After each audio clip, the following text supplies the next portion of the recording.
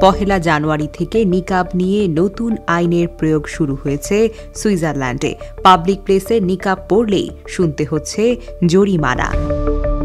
দেশটির federal council এক ঘোষণায় জানিয়েছে, যারা এই আইন ভাঙবেন তাদের অন্তত $1,144 জরিমানা হতে পারে, যা বাংলাদেশি মুদ্রায় 1,37,000 টাকার বেশি। তবে সুইজারল্যান্ডের সরকারের পক্ষ থেকে বলা হয়েছে, নিকাব পরা নিষিদ্ধের এই আইন বিমান, কূটনৈতিক এবং কনসুলার এলাকায় কার্যকর হবে না।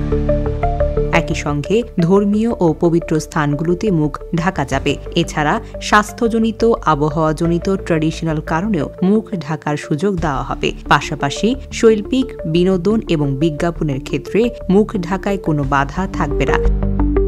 ব্যক্তিগত সুরক্ষার জন্য মুখ ঢাকা যাবে, তবে এজন্য কর্তৃপক্ষের কাছ থেকে আগে থেকে অনুমতি নিতে হবে। 2023 সালে দেশটির পার্লামেন্টের নিম্নকক্ষ মুখ ঢেকে রাখার উপর নিষেধাজ্ঞা পাশ করার পক্ষে ভোট দেয়। এরপর দেশটির ন্যাশনাল কাউন্সিল আইনটি অনুমোদন করে।